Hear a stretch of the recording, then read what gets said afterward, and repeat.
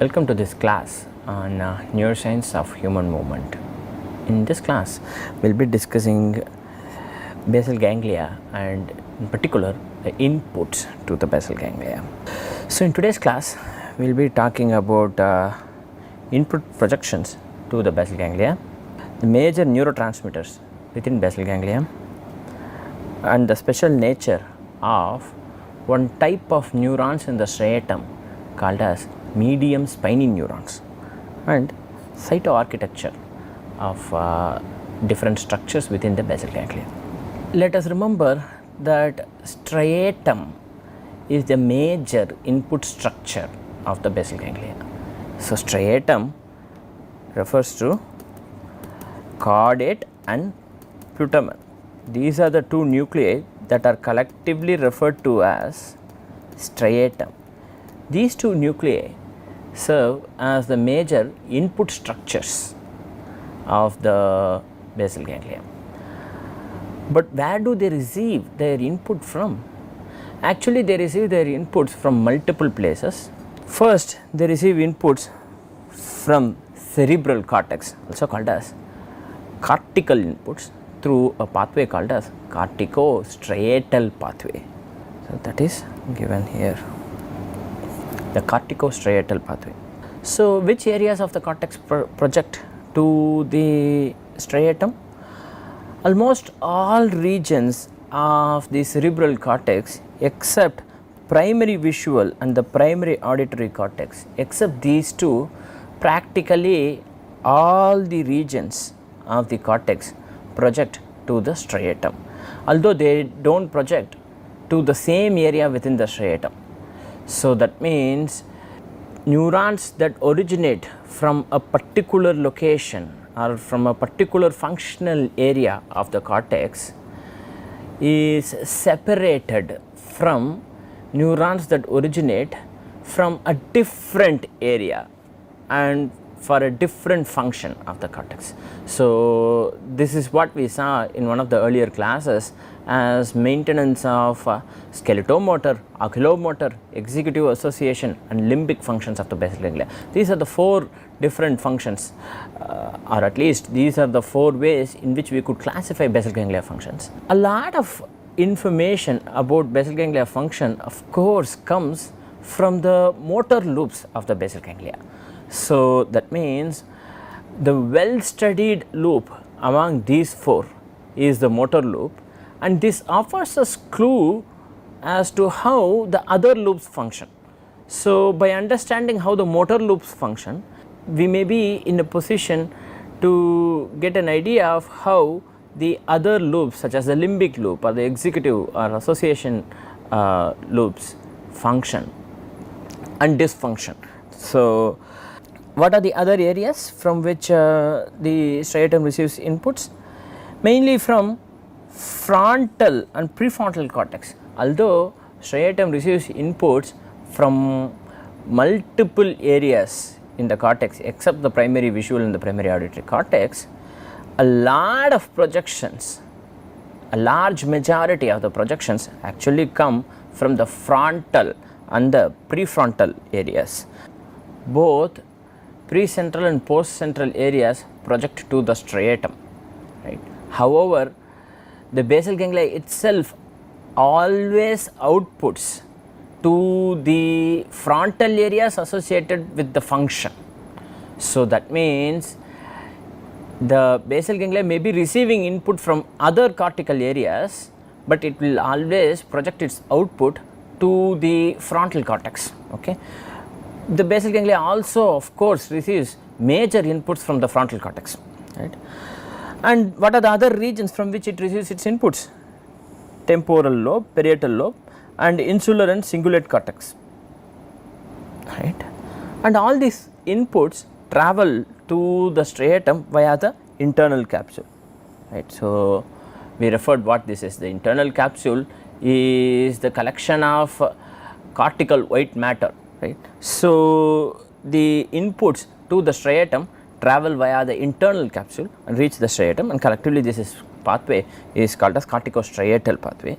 From the frontal cortex, for example, input comes to say in this case the caudate nucleus, and here in this case from a different region of the frontal cortex input comes to the putamen, and from the parietal cortex input comes to the putamen, and from the temporal cortex input comes to the putamen, from various areas like that. Let us also remember that the striatum also receives inputs from areas other than the cortex. So, here we have only discussed what are the various cortical inputs. Okay. Let us continue the discussion. So, the cortical inputs to caudate and putamen are also different.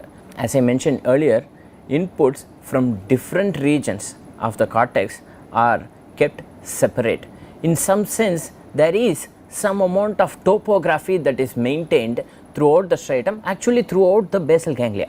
So, inputs that come from one region of the cortex are kept separate from inputs that come from a different region of the cortex. Okay. And that is very well seen in the difference between caudate and putamen. Let us remember, caudate and putamen are actually similar structures that are separated by the internal capsule, right. So, yet the kind of inputs that they receive are different, right. Caudate receives inputs from multimodal association cortices. So, multimodal association cortices means those areas of the cortex that receive inputs from primary and secondary sensory cortices and thalamus, right. And motor areas in the frontal lobe that control eye movement, such as frontal eye field, right. Importantly, they do not directly process sensory information. In other words, they receive inputs from association cortices, but they do not directly receive inputs from the sensory cortices. Okay. So, this is the special feature of caudate. Caudate receives inputs from association cortex, but not necessarily from the sensory cortex, right. Whereas putamen receives inputs from primary and secondary somatosensory cortex in the parietal lobe and secondary visual cortex in the occipital lobe. Let us remember that striatum does not receive input from the primary visual cortex, but it does receive inputs from secondary visual regions in the occipital and the temporal lobe. Most importantly, putamen receives inputs from premotor and motor areas of the cortex. We know what these are.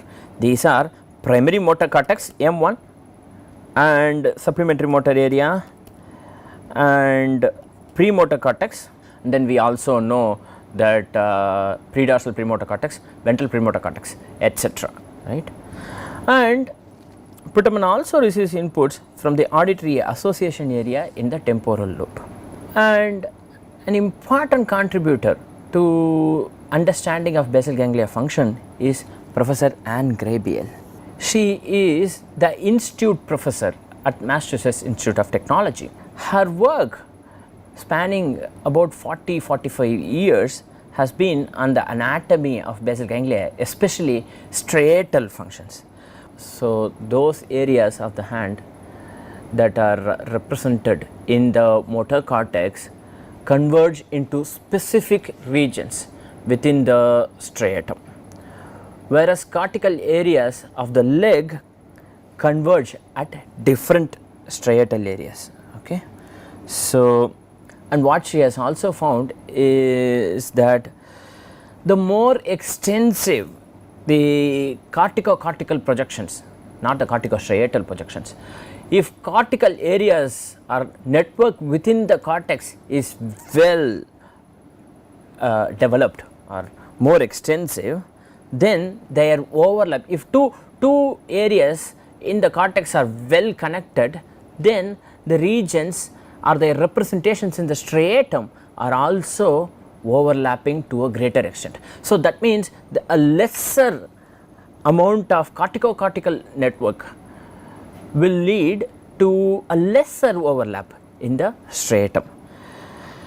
She of course has received several honors, including the highest award in the United States for science, Medal of Science, and the Kavli Prize in Neuroscience in 2012. Before we move on, let us discuss what are the other inputs received by the striatum. These are inputs coming from thalamus and substantia nigra pars compacta, right.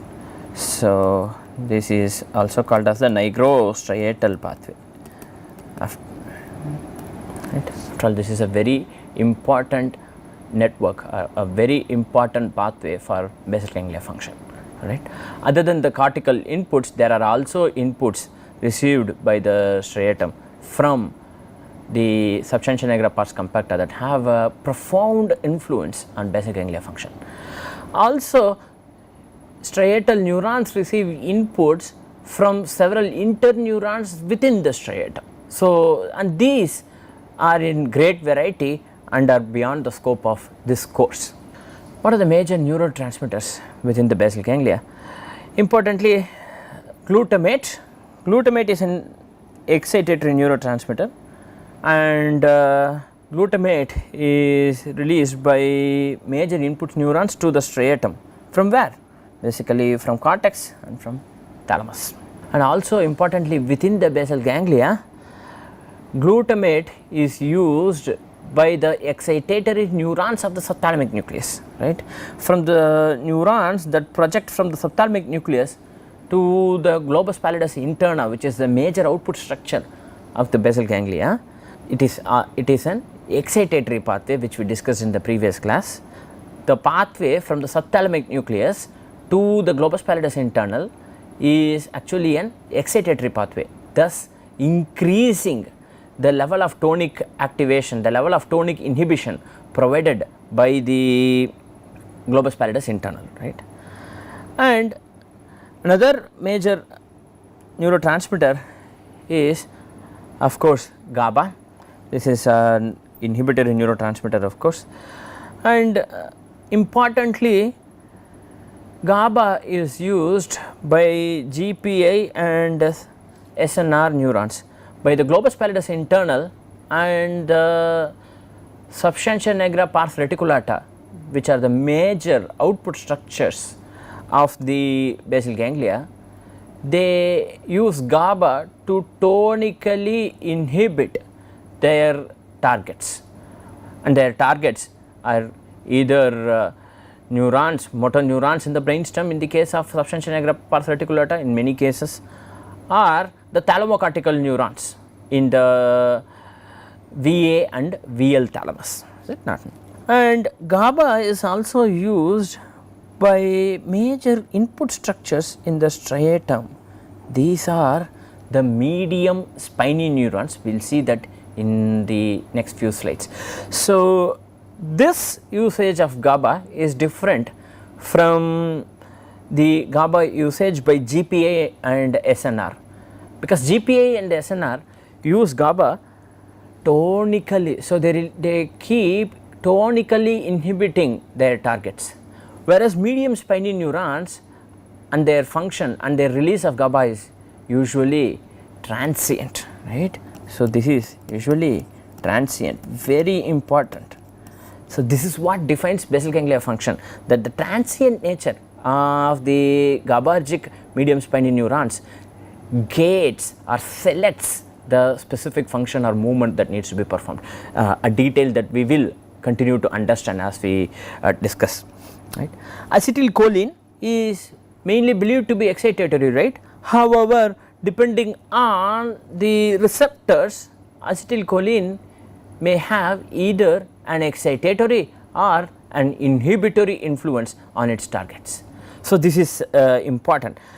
In one of the earliest classes, we mentioned that neurotransmitters by themselves are usually excitatory and or inhibitory, and we say when we say acetylcholine is excitatory, this is usually the case, but depending on the receptors, it may in some cases be inhibitory. And mainly acetylcholine is released by interneurons within the striatum. So, what is their function is something that we will need to understand and study. And among the last but definitely not the least is dopamine. Dopamine is produced by substantia nigra pars compacta neurons. Neurons in the substantia nigra pars compacta produce dopamine and they innervate input structures, mainly putamen and caudate. So, mainly we are saying, when we say input structures, we refer to striatum.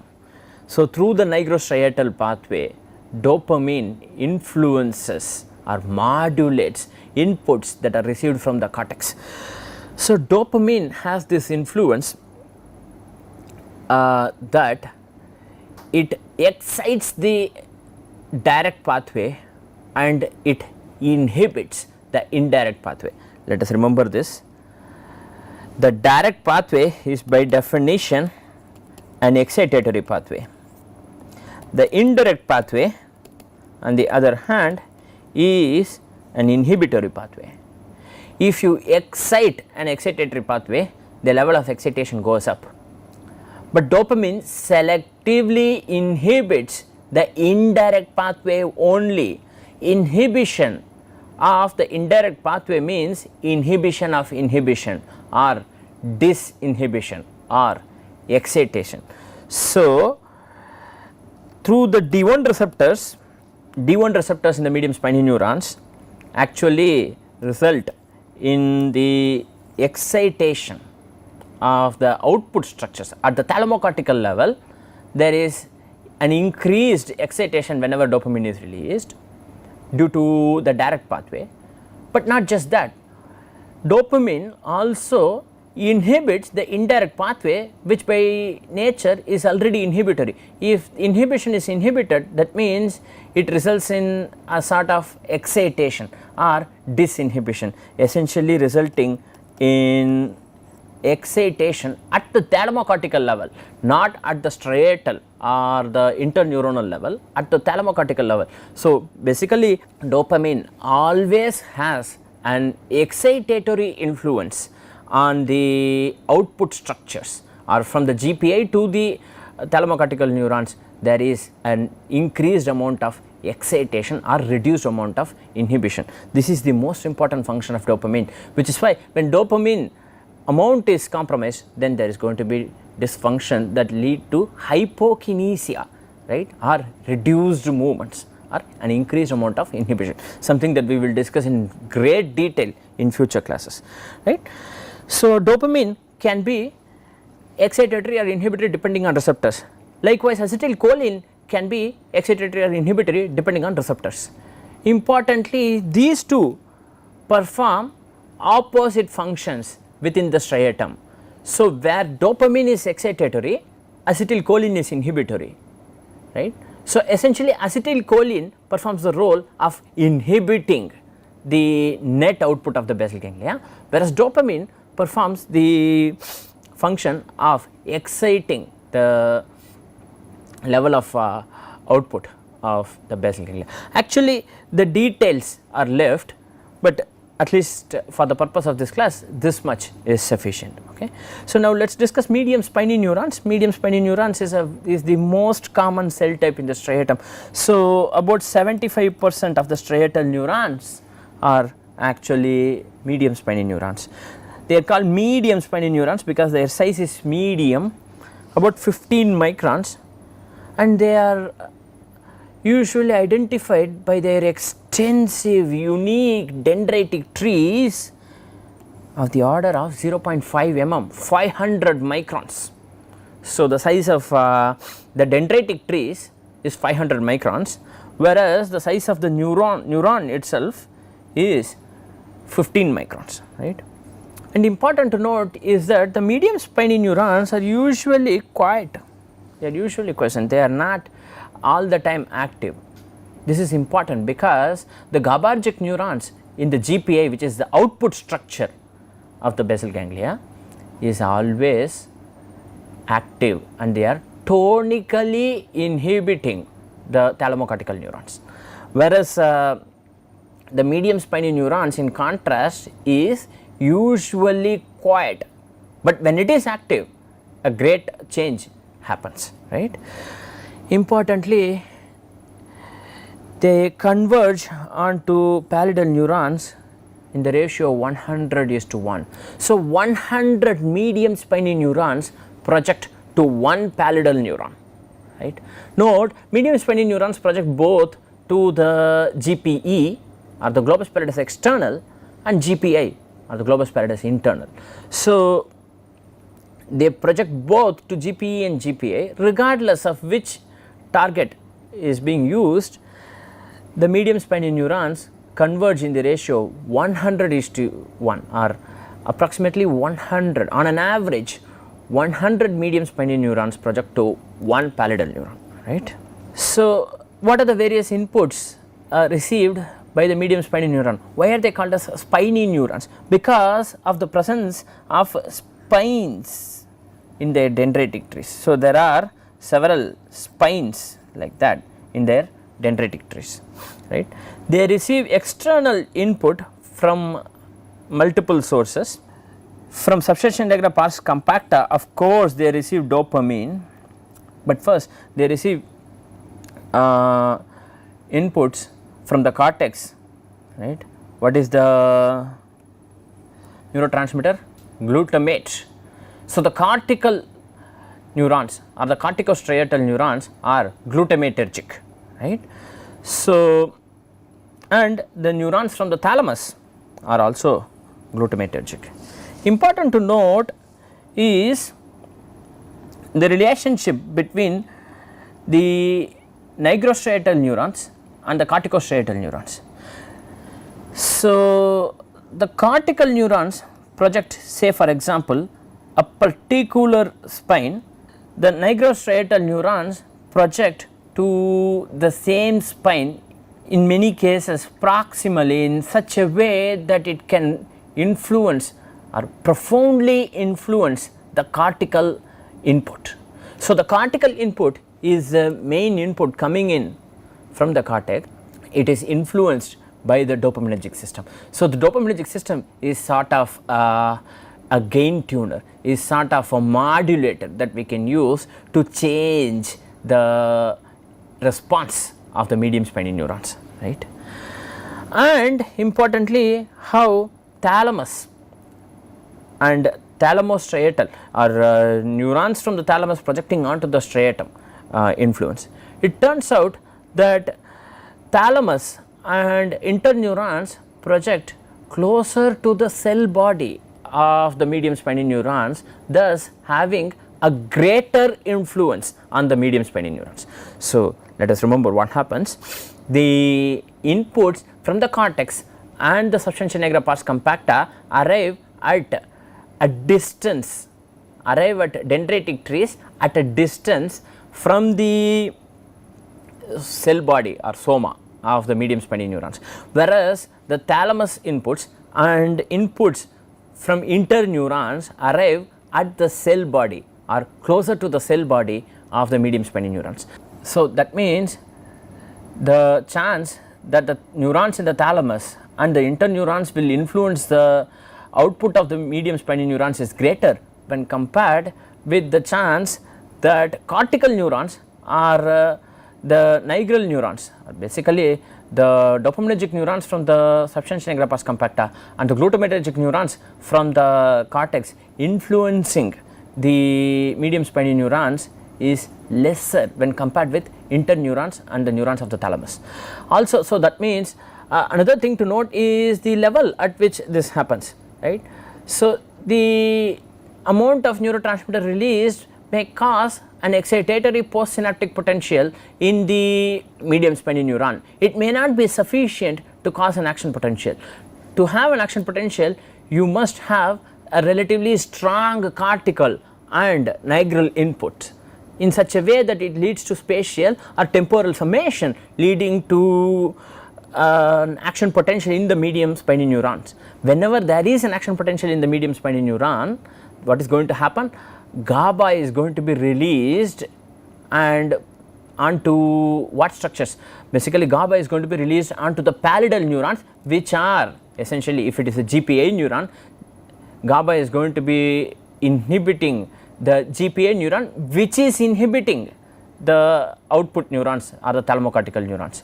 So, inhibition of the GPA neurons essentially open the gate for, say, a movement to happen. Okay. Note this function is different in whether the medium spiny neuron is part of the direct pathway or the indirect pathway. Okay. So, that is something that we will have to discuss. So, intrinsically the medium spiny neuron also receives inputs from the large interneurons acetylcholine and other interneurons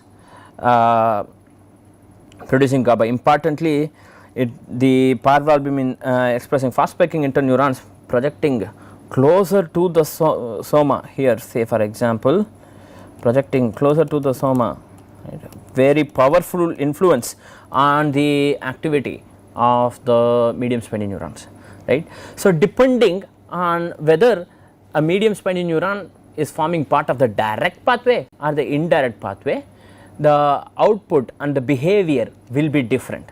For example, if the medium spiny neuron is forming part of the direct pathway, then it will have D1 receptors for dopamine and will get excited whenever dopamine is released, right.